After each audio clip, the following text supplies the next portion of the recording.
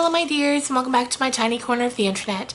Today is Wednesday, which means I've got another book talk video for you guys. So today we're going to be talking about Joe Hill, who is Stephen King's very talented son. So Joe has 5 books out, plus a series of graphic novels called Lock and Key, which unfortunately I haven't read yet, so I'm not going to be talking about those. Instead, we're just going to talk about the first 4 books. I'm currently anxiously awaiting the arrival of his new release, The Fireman, to arrive, and when it does, I'm going to do a whole video dedicated to the review of that book because I have a feeling there's going to be a lot to talk about. And so for now, we're just going to talk about the first 4 and get a feel for Mr. Hill. So the first book is called 20th Century Ghosts, and this came out in, I believe, 2005. So at this point, he was still kind of a new voice in horror.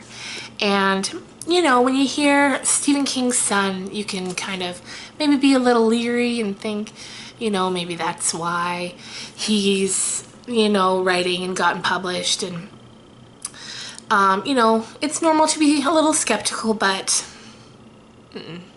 he is such a talented writer.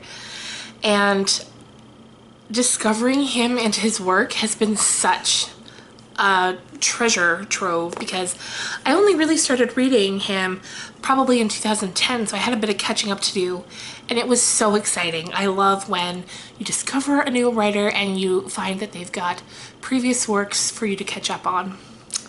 That's the best. So 20th Century Ghosts is a short story collection. Of course, it's difficult to talk about the, you know, get into the bones of a short story collection because there are so many stories and we would be here all night and nobody wants that. So let me just say that Joe Hill is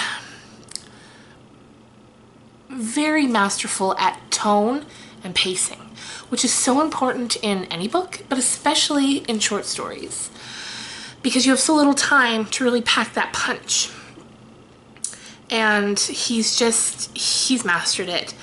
And the stories in here range from a scary to touching to hilarious. And he's got that really dark humor that runs through all of his tales that I just love. And so I would definitely recommend picking these up. He's intelligent, and that comes across, and it's a treasure to discover. So now that we've gotten kind of that one out of the way, not that it's not an excellent book, it's just so hard to talk about. Let's get into the novels. So the first one here is Heart-Shaped Box, and this is the story of Judas, and Judas is a cranky aging rock star who is obsessed with the macabre. His house is filled with, you know, creepy old dolls and bones and teeth and just anything weird and wild and creepy that he can find. He loves it. And one day his assistant tells him that at an online auction website, someone is claiming to be selling a ghost. So Judas, of course, is like, get it, let's get it. So they bid and they win, and then at his house arrives a black heart-shaped box, and inside of it is a black suit that used to belong to a man who has since passed on, and also in the box is his vengeful spirit, which begins to wreak havoc on Judas's sanity and his life in general. And it's just all these terrible things start to happen, and it kind of shows us how far you can get pushed before you finally snap. It's very interesting, very interesting.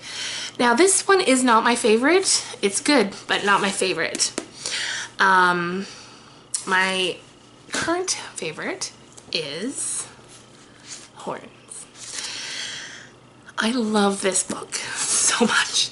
It's also been made into a movie, I believe last year or 2 years ago. I know it's on Netflix, at least Canadian Netflix, and it's starring Daniel Radcliffe, who of course is just fantastic. And he plays the role of the main character perfectly. I can't think of anyone who would be better suited to play the role. So, Horns is about a man named Egg, who Radcliffe plays. And a year ago, Egg's girlfriend died in really mysterious kind of way. There's never, she was murdered. The case has never really been solved. But a lot of the people in Egg's town and in his life think that he did it. So on the 1-year anniversary of her death, he goes out for a night of debauchery, and he comes home and passes out. And when he wakes up in the morning, he finds that he has horns growing out of the top of his head. And from there, he's panicked because that's not normal. And he goes to see the doctor. And between the doctor and, a waitress at a restaurant and just anyone he comes in contact with that day, he finds that they're telling him things that they shouldn't. Their deepest, darkest, keep it to yourself thoughts and ideas, they're telling them to him. And he doesn't like it, and he doesn't know why it's happening. So from there, the book is Egg trying to figure out who murdered his girlfriend so he can put his name to rest as being spoken as if he is the murderer, but also to find out why in God's name there are horns growing out of his head. And the thing I love about Joe is that, I can tell you what a book's about, and you can be like, that sounds pretty weird, Shannon. And I can be like, yes, it does. But Joe just takes it and he runs with it, and he writes it so smart and so funny and so beautifully that you fall into a deep hole. You let it take you by the hand and just pull you down into this hole with it. And then when you finally emerge, having finished the book, you're just so excited about what you just read. So that's Horns. Finally, we have the most recent book that's not The Fireman, so the second most recent, and this is Nosferatu. And this came out, I believe, in 2014, I think. So this is the story of a young teenage girl named Victoria. And Victoria has this uncanny ability to be able to find lost things. Anything, be it a bracelet or, a book, anything. If you can't find it, she can. And she's also able to just know the answer to questions that seemingly have no answer. And then one day she's riding her bike around town, and she rides up to this old rickety bridge, and as she is crossing it, she discovers that it will take her anywhere she needs to go, be that across town or across the country. Anywhere she needs to go, this bridge will take her. So that's happening. And then on the other hand, we have Charles Manx. And he drives an old creepy car, and he kidnaps children, and he is horrible and terrible. And he takes these kids to this place that he calls Christmasland. And it's this weird amusement park of horrors kind of thing. And he takes them there and he keeps them there. So now, as I'm sure you can imagine, eventually their paths cross. And it kind of becomes Victoria trying to save the children and defeat Charles Manx. Now, despite what it might sound like, at its root, Nosferatu is a book about love. And it's a great, great story. Joe is such a fantastic storyteller. And the ending is so good. It is such a good ending, and I would definitely recommend checking this out. And also Horns. If I had to recommend one or two, it would be these two. Now, of course, I can't wait to see how it goes with Fireman. I live in a very small town, and there's actually no bookstore here, which, as you can imagine, is just terrible. So all my books have to be ordered online, and then the waiting happens, and then more waiting and waiting because the mail is very slow to and from here. So that is it for today's book talk. I hope you enjoyed that. My eye is almost completely healed. I've still been too nervous to try putting any makeup on my eye, so I think I'm gonna probably wait another week before I attempt that, but it's feeling much better. Thank you to everyone who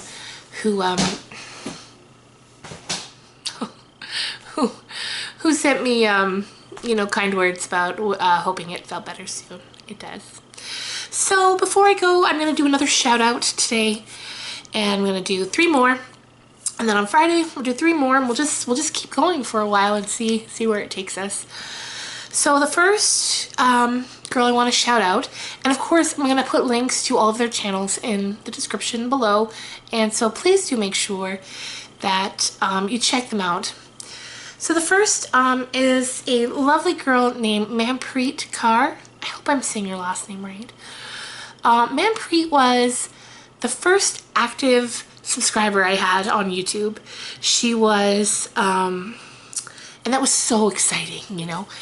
I was posting videos, no one was watching for the first, you know, 1 and 2, and then all of a sudden Manpreet arrived, and she was so positive and so sweet, and she commented on every single video, and she still does, and it just made my day. And it was so special, and it meant so much to me. So definitely go and give her channel some love. Next up is Amy Romo.